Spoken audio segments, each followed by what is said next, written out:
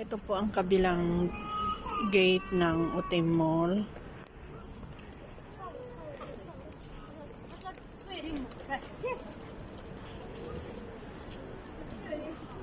Maraming taong pumupunta dito ngayon kasi Friday.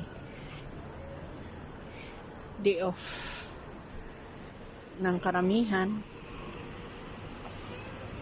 Gaya namin, day off. Nag-aantay po kami ngayon ng driver namin. Uwi na po kami.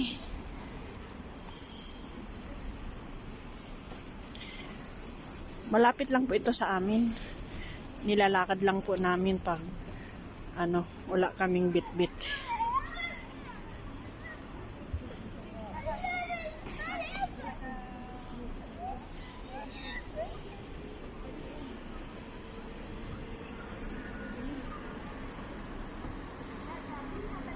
Sige po. Baka dumating na yung driver namin. Tinawagan ko na kasi.